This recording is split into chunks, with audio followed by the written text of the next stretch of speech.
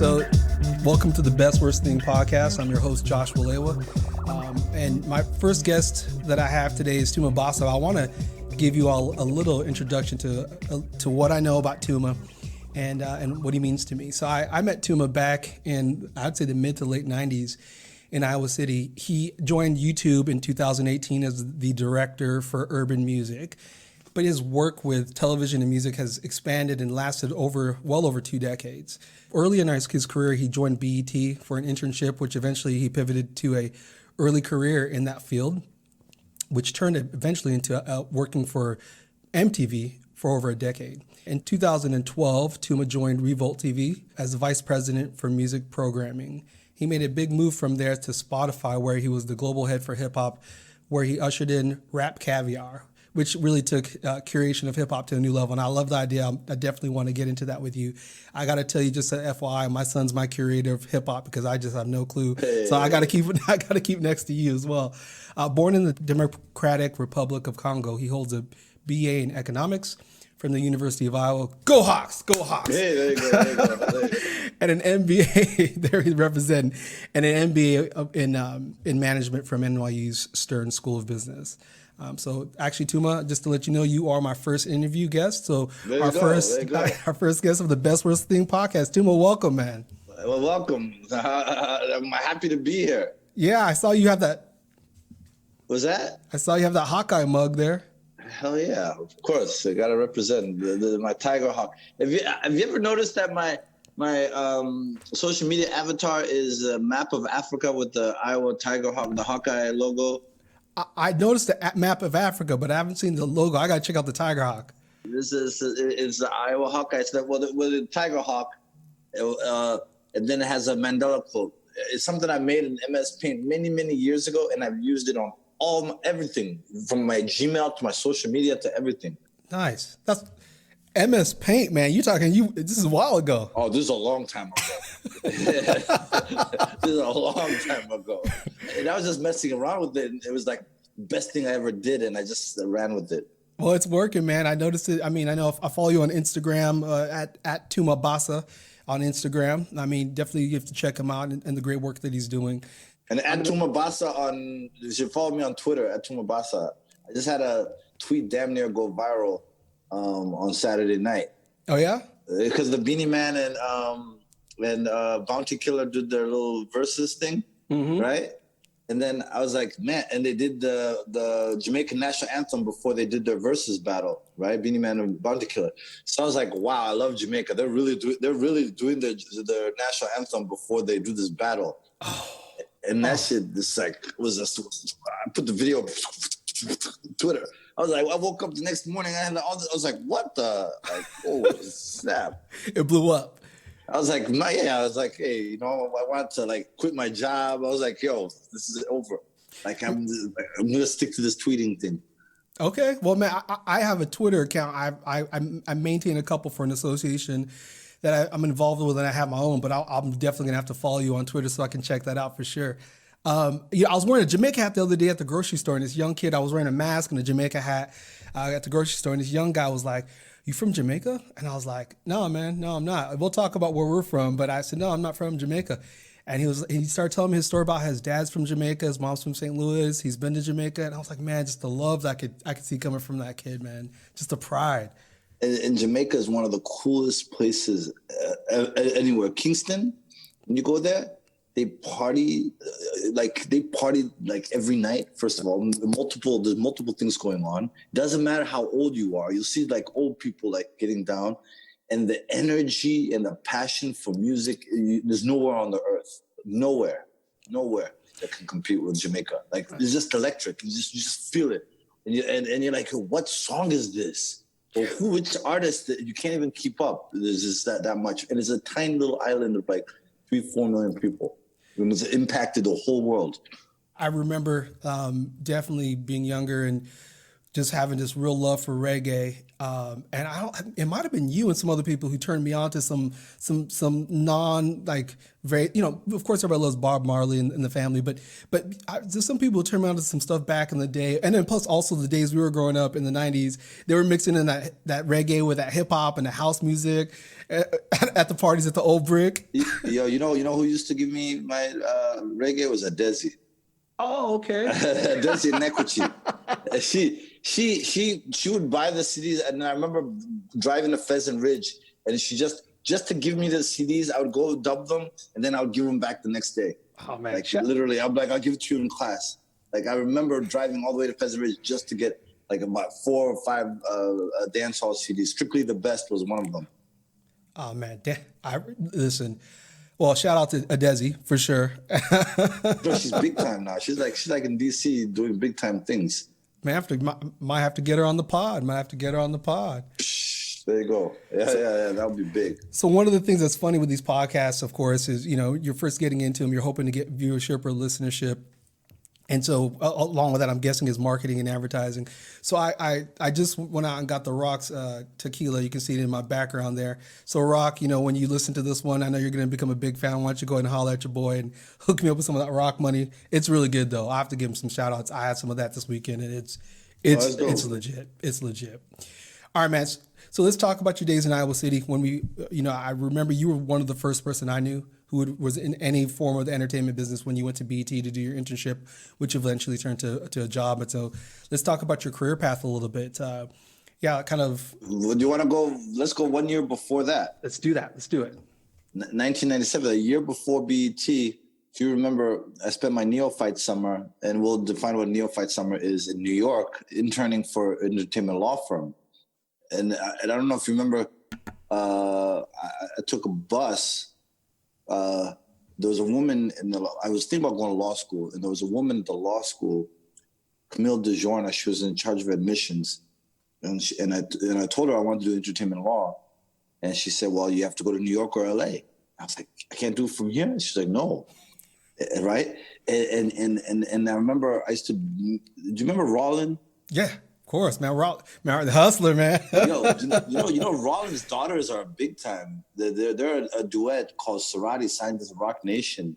Nice. Do you remember he had a little baby, Zaire? Like we had with the Filipino. His wife, the mom was Filipino lady.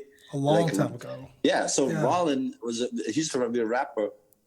I remember we used to always talk about like the music business, et cetera, et cetera. And yeah, his daughters, they're grown. They're like 20 something years old. Like they're known, like millions of followers on Instagram and Twitter. Like it's they live in LA. But what happens is, I'll never forget, the Camille DeJorna said, "No, you got to go to New York or LA." And she had a classmate in law school who was LL Cool J's lawyer. She was like, "Here, write her a letter. This is her address." So I wrote a letter.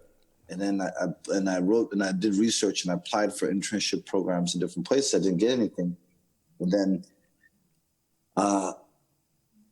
Marcus Mangum had hooked me up with a job at Fry's Barbecue and Grill near Sycamore Mall. Okay.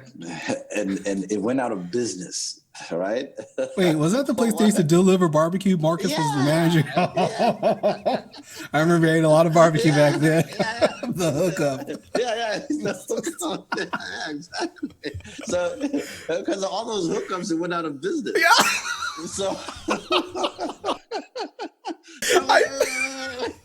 wait. Marcus put him.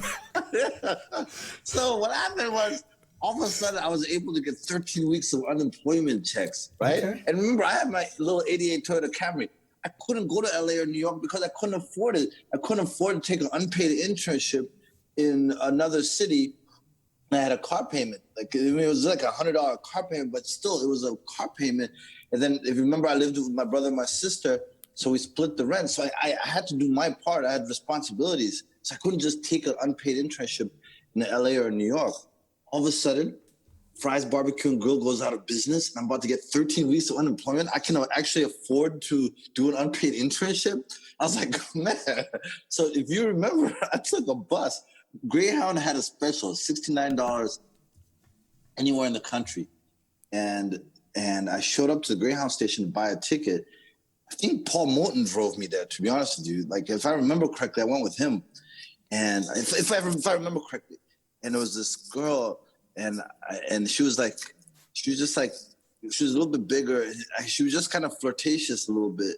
And she was like, "Oh, I'm sorry.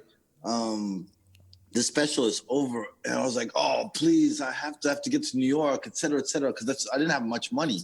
She's like, "Okay, you know what? I'll sell you one last ticket." So I leave like the next day, and there was a guy there. I'll never forget. There was a guy there who had a Discman, and the Discman, he was selling. His girl had kicked him out of his house, right? He had broken up with his girl. She kicked him out. So he was like, "Yo, I'll sell you this Discman. I just need some money."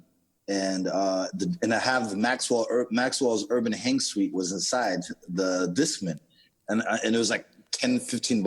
I was like, "Dude, just for that CD, I'll pay for it." You know what I mean? Yeah. Went, got my stuff, called my cousin in New York, said I'm coming. She had an extra bedroom. And if you remember, I spent a summer in New York, like my neophyte summer. The you pledged me. We're both Sigmas. You pledged me. You are a president of our chapter, and the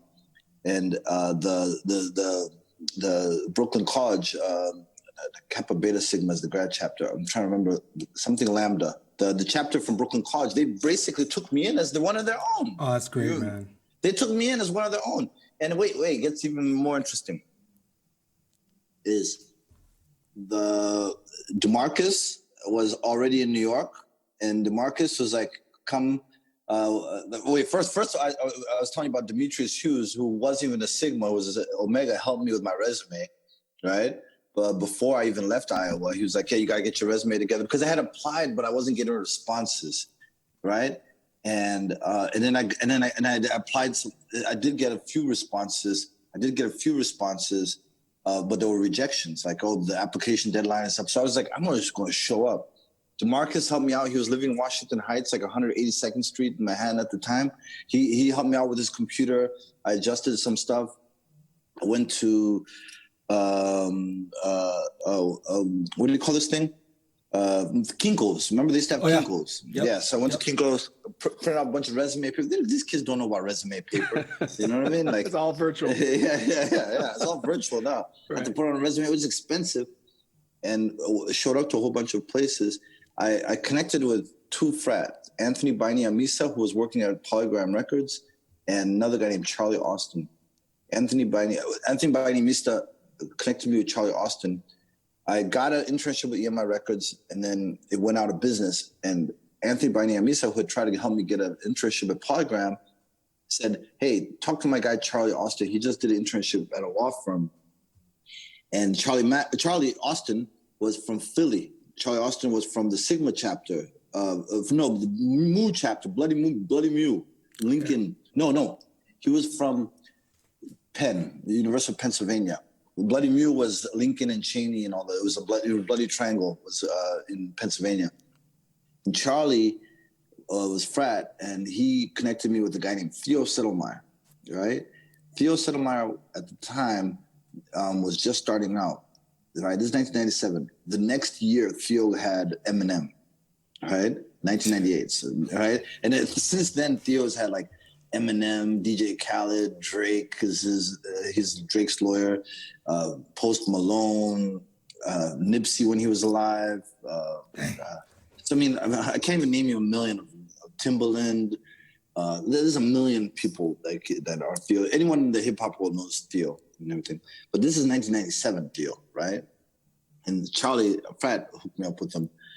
And I got embraced. I had a support system in New York, and these guys actually they claimed that up to today I'm still in touch with a few like Marcus and Shah and Obi and them. But Marcus and them used to be like, "Yeah, man, you were Herb. You were like a nerd when you came to New York, and when you came from Oklahoma, they used to call it Oklahoma." I'm like, "No, Iowa." Feel like Iowa. like you came from Oklahoma, you were like all like they, and when you got out, then we gave you some like like thank you. Yeah. So I don't know if you remember that, but I came back for that was summer of '97. I came back and I did a whole nother year at Iowa. I graduated in '98. So there was that prequel to the BET internship, and then the BET internship. I'll tell you how that happened, because that happened through Iowa too. That was 100% to Iowa. No. Yeah. Tell me about that. Like, how did you? So so let me get this right. So you met this through frat and through all these connections. Who I guess apparently they took you from this Oklahoma kid. I'm playing. Yeah.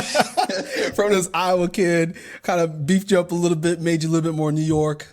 And you got connected with this lawyer who, of course, is getting ready to take off with some of the biggest names, but you didn't know that. Right place, right time. Yeah, it was very much a right place, right time. So interesting. Yeah, and by the way, I'm still very close to him. Like, you know what I mean? That's still like a mentor, and he's been very many different times in my life has been very instrumental, and I appreciate him very much and everything. But what happens is. What happened was I go back to Iowa. Now I'm looking for a job. I'm not interested in another internship. Here, let me tell you some stuff I never said out loud. So if you remember, when I came back, I said I wanted to get involved in extracurricular activities. And I came back, actually, I wanted to be the National Pan-Hellenic MPHC president, right? But I never said it, but I never said anything. And then one day we were in a Sigma meeting, and Corey said, "Yeah, I want to." He had been elected Phi Beta Sigma president, and he was like, "Yeah, I'm going to run for NPHC president too." And I was like, "Oh, no, I couldn't even, you know why? Because the semester before, I had attended the NPHC.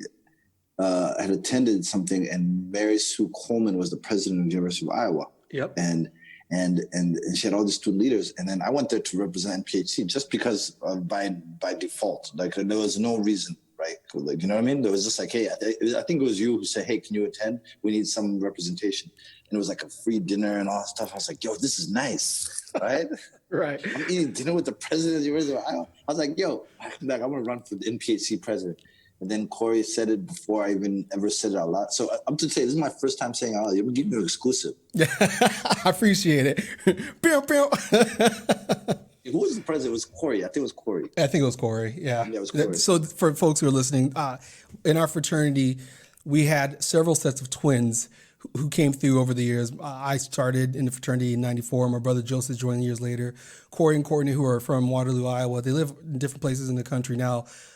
Were also later leadership, and so we all kind of came into the organization, Phi Beta Sigma fraternity. Didn't Marcus have a twin? And Marcus Mangum had a twin. His twin pledged somewhere else, but so we had a lot of twins in our chapter. So that's the confusion there. But I believe it was Corey who ended up being. Yeah, it was Corey. Yeah. So I'll never forget my heart sinking in that meeting. Like, damn, man. It's like, I wanted to run, but I couldn't, because we had a code where we all worked together. And even with other frats, we never had parties on the same days. Like, if a frat had a party at the Old Brick, one day we had an agreement that we wouldn't throw an event, so we wouldn't cannibalize their audience. So we were a very strong pack. So what I ended up doing was, being my extracurricular activity was the Minority Business Student Association. And Demetrius had been president the year before, and then it was me and Farrah Muscadin was involved. Yep. She ended up becoming the president after me. She's doing big things out in Texas, I think. Yeah, no, I see her on Instagram. Yeah. I see her. Yeah. So what happened with the Minority Business Student Association? This is leading somewhere. And I'm telling this for a reason. Everything happens for a reason. So I wasn't looking for a job. Dean Fedke was the dean of the business school, and he really wanted like students of color to apply to business school, because everyone was in the College of Liberal Arts. So I was like, hey, I'll invite my friends to stuff, et cetera, et cetera. So he actually funded a few events, right? And one of the events was an internship drive. Like, hey, everyone, like, let's try to get internships. But not a lot of people showed up. And there was a woman there who drove from Omaha, Nebraska to recruit interns, and she was looking for diversity. And So nobody was talking to her.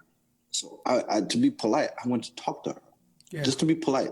No other reason but to be. I wasn't looking for an internship. And then she said something to me. She was like, so wait, you came here from Omaha, and what's the internship? She's like, it's called the Washington Center, and we give people internships in DC. And I'm like, I'm not interested in government. What are you interested in? I said, entertainment. And at this time, I knew I didn't want to be an entertainment lawyer anymore because I saw what entertainment lawyers did for my internship before, and that was a lot of contracts. It was really tough work. It wasn't like listening to music all day and and having fun, etc. I was like, no, I don't want to do that. And she said, entertainment. I said, she was like, you know what? We once had somebody at BET DC. I said, BET? And remember, BET, we didn't have no urban radio stations in Iowa City. Maybe an hour of hip hop on Friday night on KRUI with Chucky. And what was the girl? There was a lady. She was AKA. She used to have a radio show, and then Chucky DJ. Her. I remember that. Yeah. You remember her? Yeah. Yeah. And then it was like, we watched BET. That's how we got. Like black music. That's how we got our music. BET was critical in Iowa if you wanted black music for sure, especially in the '90s for sure. Yeah. So I was like, BET. I was like, okay, can I give you a card? She's like, all right, cool. Talk to Dave Fitzpatrick. Oh man, I'm trying to remember details. What's the building where the registrar is right next to the business building? Where you do the registrar. I forget it. You know the building. If you saw it, you know it. Calvin Hall or Jessup Hall. Way down the student union. The student union is down the hill. Yeah, it's on the right side. Yeah, it's on the right side. Yeah, it's those little brick buildings. I forgot what those buildings were, but yeah, I know what you're talking about. Yeah. You remember? Okay, that building. So David Fitzpatrick was in there. Jessup? No, it wasn't Jessup. Forget it. Forget it. It's irrelevant. The name of that building is irrelevant. I went, sat with David Fitzpatrick, and I said, "Hey, I'm interested in the Washington Center." She said to talk to you, and she was like, "Oh," he was like, "All right, apply, get these 2 recommendations, letters, and what you want to do, et cetera, et cetera." And Iowa sends students to DC and takes care of the housing, because housing, I didn't know anybody in DC. Housing was going to be a big deal. And so was going to be just like living, right? Because unpaid internship again.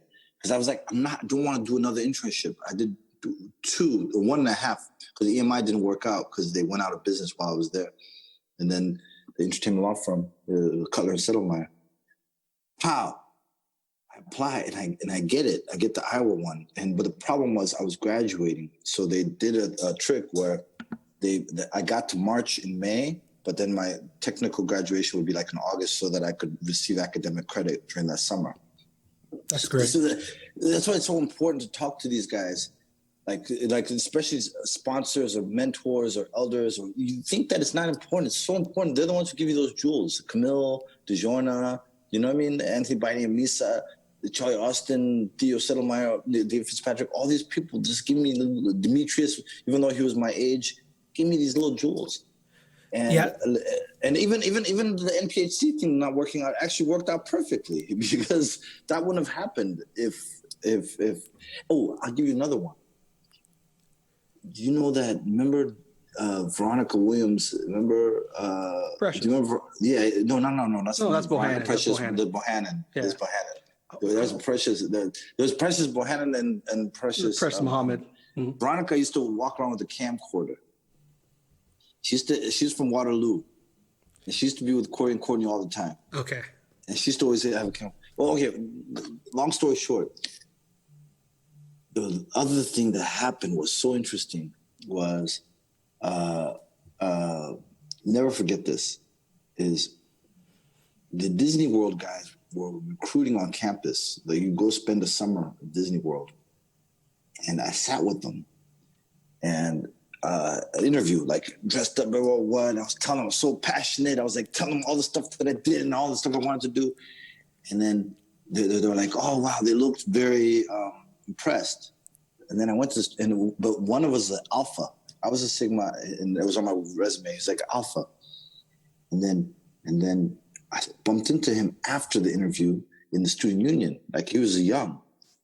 And then he said something to me. He said, on the low, he was like, "Hey man, you did really well. We're really impressed." I was like, "Oh really? You think I got it?" Because I was gonna spend the whole summer in Orlando, working, not interning. He said, "Dude," he's like, "You don't want this.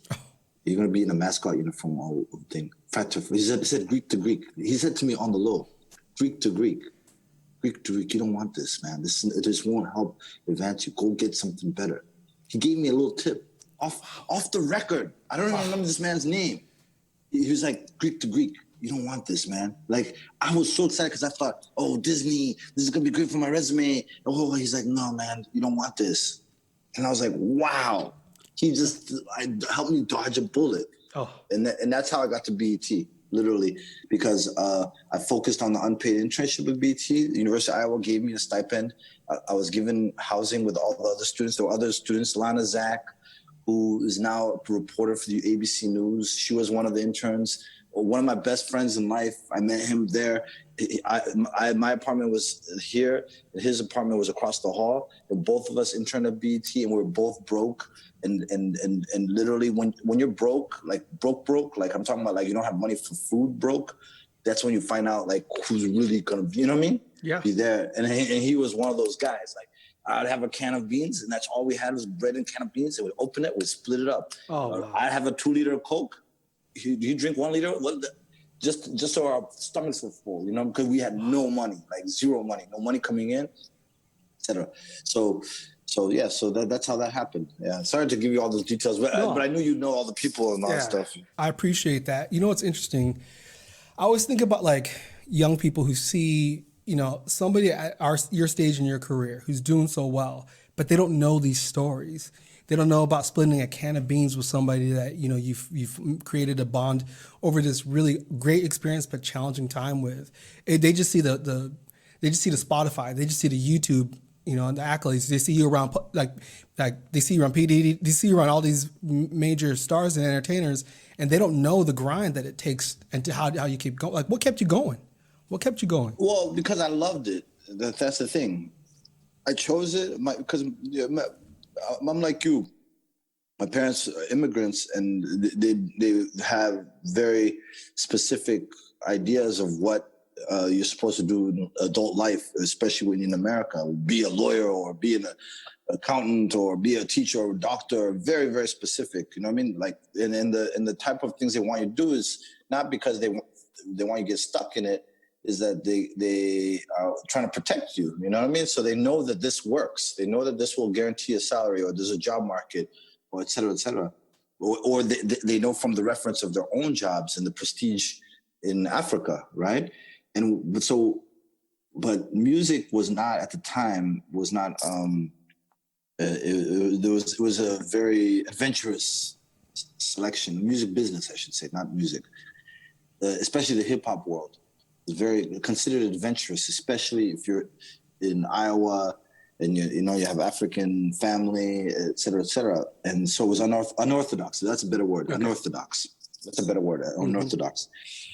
So I enjoyed it so much that I decided, like, I don't care how much I get paid or what happens, et cetera. I'm just going to enjoy this. I want to do something that I enjoy doing, something that I feel passionate about. And I'm not, even when we were coming up, I was not the most, I was passionate about music, but there were other people who were very passionate about music too, right? But I just decided that I was like, hey, I want to learn as much as I can and apply as much as I can, just enjoy it and protect my passion. And even the job at BET was a very low paying job, and I had a higher paying option when I got the offer. That was the internship. When I got the offer, I had another much higher paying job offer that I had secured as a safety kind of move. And I decided to not take it and take this low paying, like horrible situation type, not a horrible situation. It was a great job, but it was like, in terms of like, I was getting, the job was paying $18,000 a year in Washington, D.C. In Washington, D.C. was not cheap at the time. It's poverty level. And, exactly. Yeah. You know what I mean? Like, but I accepted it. I had something that was going to pay 2 times more. And I said no. I even disappointed that person who offered me. like a hard offer. Like, you know, when you get an offer, is in a hard offer with a written offer with the number amount, everything. And I said no, because I had to continue doing this.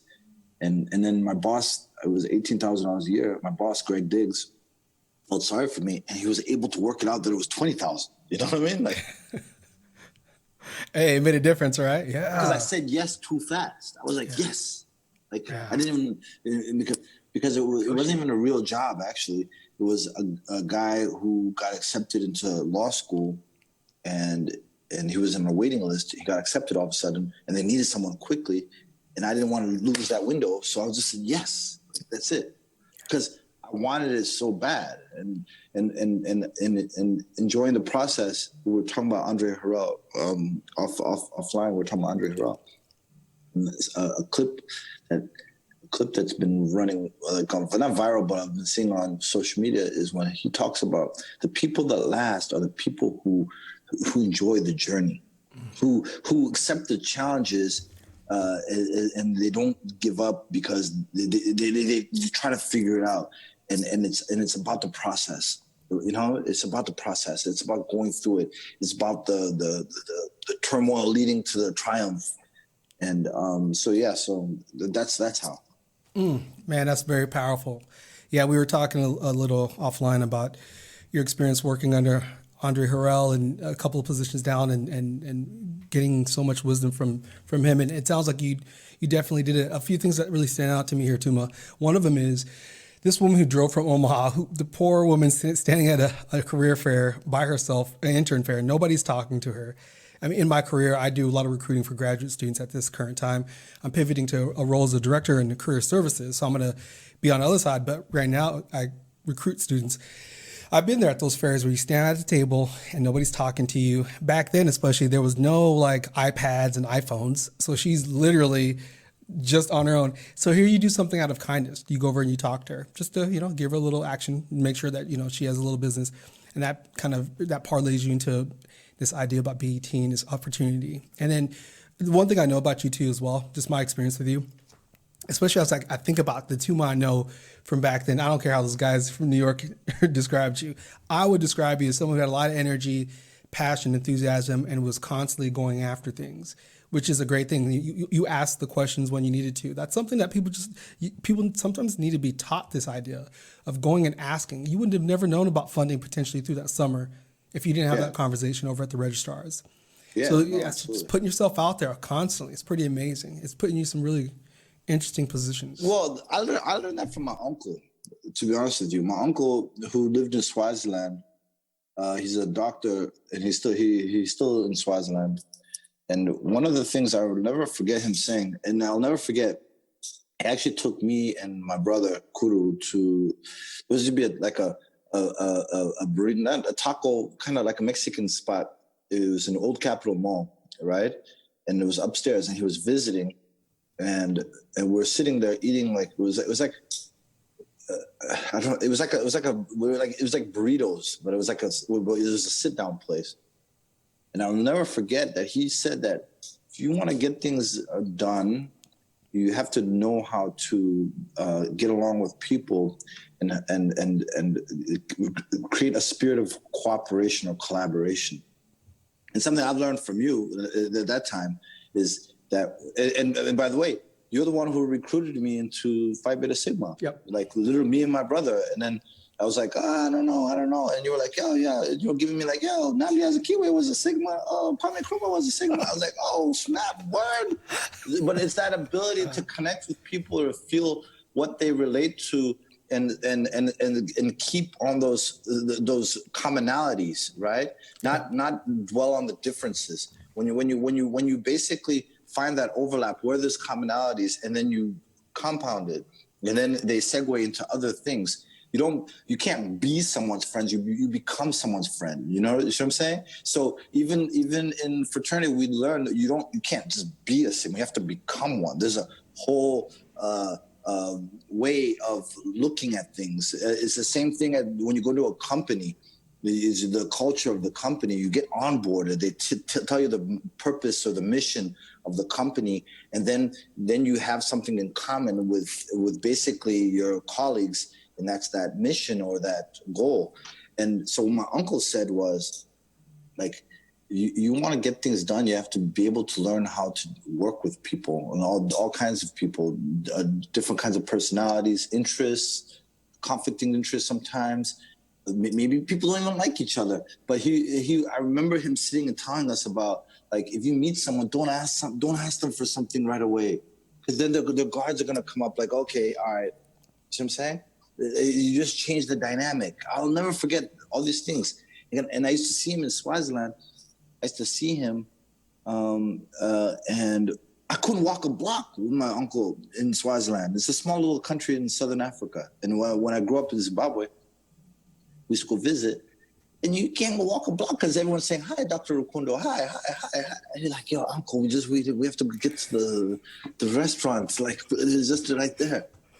And so I realized something. I was like, okay, all these books and all that stuff I'm gonna learn, but it's people that are going to get anything done or be able to work together. I can't do anything by myself, and we talked about the support system as an intern. Like, that was just to stay alive, like, literally, like, and morale, because you're gonna go through stuff, and if you don't have allies or people, soundboards, people you can talk to, you don't have mentors, people who you can get advice so you don't reinvent the wheel, or sponsors, people who can help lend a hand or put in a good word and champion you and or recommend you. Like, there's a difference between mentor and sponsor. People, you don't. So if you have all of that, these are all people. Sorry about that. Those are all people. These are all people. So I'm not putting myself out there just to be out there. It's to stay connected with people who are important to me, and I'm important to them for whatever reason, and to keep that energy, you know what I'm saying, alive. And if somebody is like shady or I don't want anything to do with that person, and I don't even have to tell them. I don't even have to announce it. I just keep moving. As simple as that, right? But when someone means something, that connection is important, and that's that. Yeah. It's really interesting. It doesn't seem to me like your relationships are transactional. It's not like you have to get something from somebody in order to be connected to them. There's something bigger about that. There's something about you giving, having a relationship, and naturally, I think what comes in return for you, it seems like, has been either support, mentorships. Your uncle just sounds like a wise person and a very well-respected person. So these must have been really impressive people to see, both in your personal, near and dear, close life, as well as people, in the professional world, which is incredible. So here's, you kind of started going into this, and well, before we go into this question, I want to just briefly talk about your career now. I mean, I don't know how much you can talk about your career now at YouTube and what you're currently doing, and just to tell the listeners a little bit more about that. So basically at YouTube, I'm director of urban music. So basically anything that has to do, urban in the music business is a euphemism for black music, right? And for because there's lack of a better description to describe the umbrella that R&B, hip hop, Afrobeat, dance hall, gospel, there's no drill music. There's nothing that kind of categorizes it the way like Latin music or country. So we call it urban music, right? So anything that has to do with that is basically what I work on. And with YouTube, is big part of my job is that whenever anything that has to do with that world, which is a very influential, very important world in music, right? It's probably the most influential, if you ask me, is that we do it right? That we do right by the people that are behind it, that we do our best to advance the culture, that we're not exploiting or et cetera, and that the full YouTube is engaged, whether it be YouTube in the press, YouTube marketing, YouTube label relations, YouTube artist relations, publishers, YouTube spaces, which is like people go and film stuff, YouTube, oh man, so much. Oh, I can't even, all the international territories, UK, Nigeria, Australia, like that anything that touches that is that we're doing it right and doing right by the stakeholders, so that's a vague description of what I do. And YouTube is, like, in my opinion, one of the most important. It is the most important platform when it comes to reach. When it comes to reach, actually, not just reach. It's like multi-generational, multi-territorial in terms of every country uses it, and kids and grandpas and it's a huge search engine. People learn stuff from YouTube, so discovery is really, really high. And also people monetize. People make living off of YouTube, right? So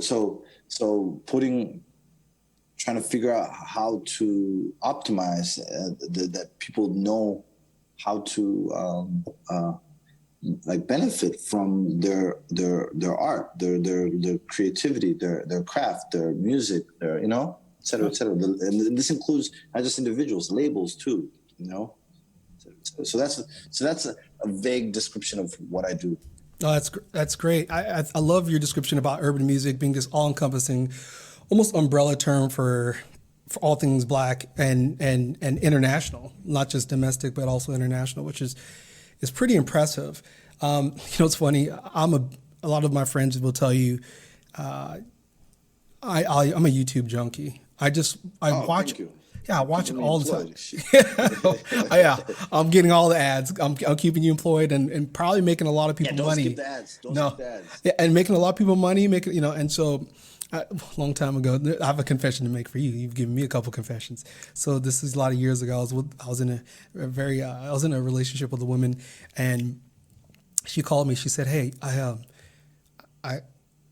tire went flat. I blew my tire out, and I need you to come meet me on 170, which is a highway here in St. Louis. Why don't you come out, and help me change this tire?" It's me and my mom. I was like, "Oh, okay, cool. I'll be there." Looks like it's going to take me about 15, 20 minutes. You guys okay? Yeah, we're good. All right. Yeah. Man, I never changed a tire before in my life. Oh, you learn on YouTube. You learn on YouTube. I watched that video like 3 times, and then in my car I had it propped up all dangerously in the center console, and I watched it like another 3 or 4 times. And by the time I got there, I just tried to memorize the different steps of the belt, and I did it. I did it successfully. I wouldn't recommend that for anybody listening, but I've done it, man. No, yeah. We've heard of Olympians who learn how to throw javelins off of YouTube. In India, job listings, people put them on YouTube, and people search on YouTube for available jobs. Because India, it's like YouTube is like well, every country, but especially India. Yeah. And so there's a lot of learning that happens on there, and and I think it's kind of. It's like a library almost, There's so, even music videos, like there's so much on there. Like, you can be on there for all day if you wanted to. Oh, I spend a lot of time on there. It's hip hop music in particular. My son, I mentioned earlier, he's 21 and he's finished his junior. He just finished his junior year. Can you imagine? Old. I know. Yeah, wow. When he was a baby. Yeah. Wow. So, so Harold, I talk to him. I'm like, so what's the newest music? He tells me. I go right to YouTube to find the artist, to find their music, and learn a little bit. And it's interesting. Sometimes people be like, how do you know about this stuff? And I'm like, I don't know about it. I have a son who does this. He keeps me with the culture, and there's some really talented, amazing stuff that I thought I would never like. And I listened to a bunch, and I ended up becoming a really big fan of some of these newer artists. Trouble is my favorite hunt for gold. Going one way, is it 2 ways? It's the hard days that bring me back to life. Going one way, is it 2 ways? It's the hard days that bring me back to life.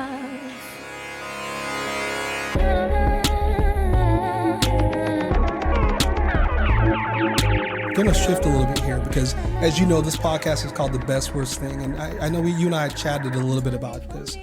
And so we're kind of getting to that point where I want to give you a chance to just tell us, as you think about your career or your personal life or anything, this is an opportunity for you to share with the listeners and the watchers, the viewers, a time where you had a challenging experience or setback, something difficult where you were able to first describe the situation as much as you feel comfortable with, and then if you could talk about how you found your way through it to the other end, and maybe some of the takeaways that you still use to this day as you made your way through this challenging moment. So yeah, I'll leave it up to you. Well, for me, you actually said it earlier where you were talking about. Actually, offline, we were talking about organizational politics, and when you're in a company, how sometimes those politics can become toxic, right? And it affects your own life. I went through that. I won't even name the company, but this is a long time ago, so don't even try to guess game L1X. But what happened was the politics have become toxic, right? Some of the leaders that used to protect us, and when I say protect us, I'm talking about the creative people and people who were just in it for the fun and for the passion, started leaving, and it became more about the shareholders and stuff like that. So started sapping some of the love out of it in terms of from a holistic kind of the whole organization perspective. So one of the things I did was I was like I had read a book called The Secret Handshake by Kathleen Reardon, right, a few years before, and I'd read another book called The Artist's Way by Julia Cameron. And both the Artist's Way informed the way that I approached my job, right? Like I treated it as if I was an artist myself, like my job was an art, you know? And at that time, my job was programming music videos on a channel. And Kathleen Reardon, in her book, The Secret Handshake, talked about reading between the lines and being able to see politics or the different degrees or temperatures, how hot things were becoming, so that you could dress for the weather. Like if it's too toxic, or you better wear the mask and the protective gloves, et cetera, et cetera. If it's not, you can chill, you can let your guards down a little bit, say a few personal things without that information being used against you, et cetera, and so it got really bad. The new management were even my own boss, who was my protector, I could see that she had a hard time even protecting me. Not even just wasn't me. I'm talking about all of us, from some of the things that were happening, the higher ups. So I devised an exit strategy. I had done my MBA, and they used to say your business model is only as good as your exit strategy. Right. So I had done my exit strategy, and I'm like, I'm out of here. Right.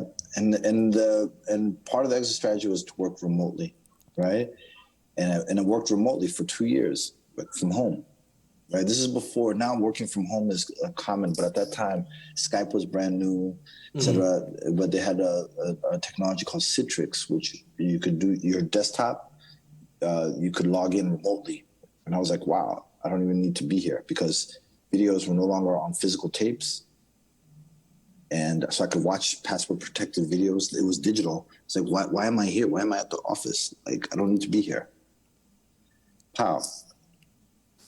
I had to, it kind of felt like a self-imposed exile, right? But it was my only way to protect my passion and to distance myself from some of the toxicity that I had been witnessing, of kind of from the sideline. I wasn't on the court because it was the higher ups that were kind of in the battlefield, Absolutely. And I learned a big lesson that time. Things didn't work out. That solution at that time was ahead of its time, to be 100% honest with you, because you became more out of sight, out of mind than, do you know what I mean? Yeah. Because meetings were physical, so decisions were being made without you, or they won't even give you a conference call in or whatever, because they were just doing things fast. And what I learned from it was and this is going to sound bad, but have a certain level of detachment when it comes to these jobs. Is the ability to give yourself some room, because I was attached. I was, you know what I mean? It was my identity. My identity was wrapped up in that job. My identity, my personal identity, right, was like fixed. So even when you're talking about relationships being transactional, there were certain relationships only because I had that job. So, and this is a lesson I learned, is that sometimes people just love the chair, the position you're in, and they don't care about you, right? Yep. And you have to learn how to differentiate and how to not take offense, or when you discover, when the litmus test happens and you're not in that chair, and then so it was really hard to leave that job. I left voluntarily. I stayed ahead of it before I got pushed out, to be honest with you. I was like, oh, it's time to go. You know, I mean, it's time to find something new. And I'm really glad that realization happened. You know what I mean? And part of it was because I had protected my passion, and I wanted to continue doing what I loved. And I knew that I wasn't going to either continue loving it if I stayed in that position, or I was going to get pushed out and be in a position of weakness in terms of getting something new. So I was like, let me stay ahead of the curve and detach myself. When I say detach, I'm not saying remove any emotion or feeling, but the ability to take myself out. That's the detachment. Like the ability to rip that Band-Aid that job had become part of my identity. You know, I'd become Tuma from that place, right? Right. And I'll never forget. You're talking about iPads. I'll never forget writing my farewell letter on an airplane on an iPad, crying. I don't even cry. I look like a nice guy, but I don't cry that easy. But literally on the airplane, sobbing, and then people looking at me like, "Why is that big black guy crying?" You know what I mean? Like,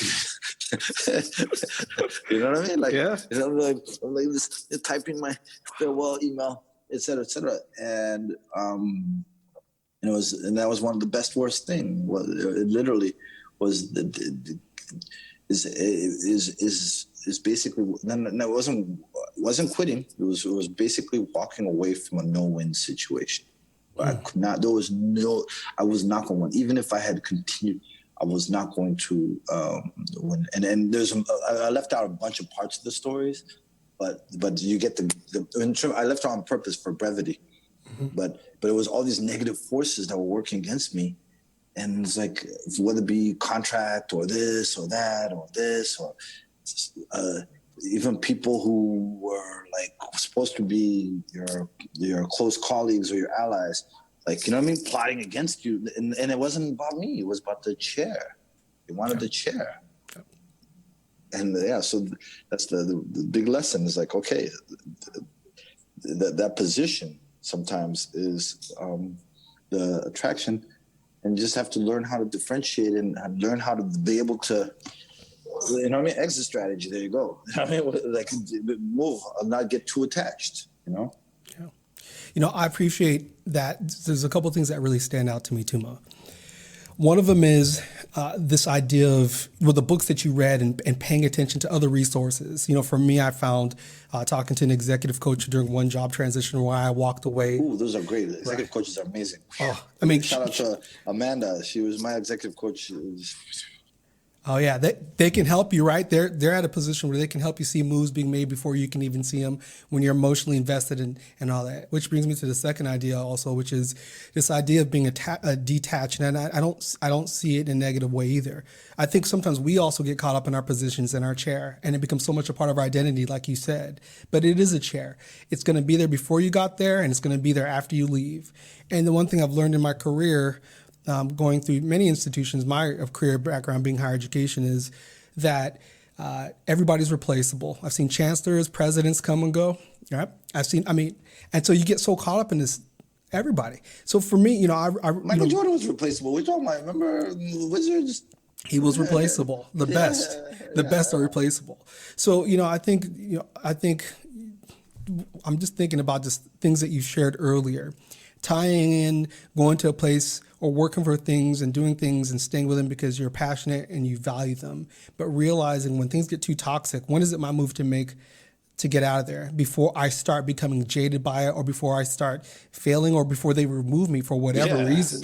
Yeah. And so I think that's a really good point. And then of course the idea of, I've learned, even recently, when I'm taking things so personal and I'm making them really about me, then I'm starting to overestimate my personal importance to that organization or institution.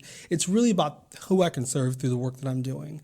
And whether it's creativity, whether it's this format here, taking on this podcast, because that's really what we want to do here, is we want to give people a chance to really understand and make a connection to your stories and then be like, okay, what are some things I can take away from that? And so I think it's important to be able to be nimble enough to say like, hey, this is not always about me, and there's always another opportunity for me. And by the way, it wasn't about me, because the other people who experience the exact same thing, but it's only because I'm experiencing it from my perspective. It's easy to take it personal, and that was just a lesson. Experience matters. Experience matters, because once you've gone through that kind of a heartbreak, right? And then after that, you're good. Like, you're stronger. The next thing, you're stronger and you're more prepared, and you realize, wait, I survived, because you can't even imagine life without that thing, and you're like, wow, I'm okay. Yeah, like I'm fine. Yeah, right. Yeah, that was probably the biggest lesson I've ever. Best worst thing. Well, listen, man, I appreciate you, Tuma. I appreciate you, Josh. Hey, no, I sent you the picture. I was gonna tell you I saw Joseph at the Rose Bowl. I think I saw a twin named Joseph who's out in California, and so Tuma. We all went to Iowa. We all played the same fraternity, so there's a lot of common connections here for sure. When I think about you, I'm sure we see each other in a lot of, we see what we're doing in our respective careers, and I'm really impressed with what you do. But I still see the same good guy I met all those years ago that I tried to recruit to the fraternity. You're still a great band. And so, I don't know if I'm even in a position to say this, but I'm super proud of what you are and who you are and what you're doing. And I'm glad that we still stay connected, man, over all these years. Me too. And then it's important. You're important. And you're a big part of like my life, my journey, and also my brothers as well, and it's so interesting. It's very interesting. Like, no, that's okay. That's okay. We'll talk offline. Okay, I'll end this recording here. But so thank you, Tuma, again. Thank you. No, thank you. This is going to be a great kickoff, and we'll talk a little bit about how we're going to release some of these episodes so people can get a chance. But remember, you should follow Tuma at Tuma Basa on Instagram and on Twitter. And also, I'm starting my TikTok. I'm about to get active on TikTok. Follow him on TikTok. I'm gonna be the oldest person on TikTok. But I'll tell you why I'm gonna be on TikTok is to keep up, and it's not necessarily to act young when I'm not. I know exactly how old I am, but it's for elasticity. Is because that ability to keep up with what, different worlds, different generations are up to, et cetera, et cetera. And TikTok is is one of those places,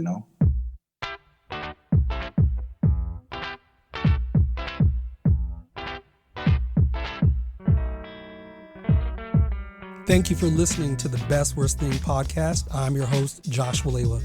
Music is produced by DJ Josh1. You can follow him at Boom Note on Instagram and Twitter, and Josh1 on Spotify. Our episodes are produced and edited by Sam Poira. You can check him out at cooljetsmusic.com. Please download us from iTunes, Spotify, or your favorite platform. And remember to share us with your friends, especially those people you think really need us in their life. Don't forget to give us a 5-star review. Thank you for listening to The Best Worst Thing.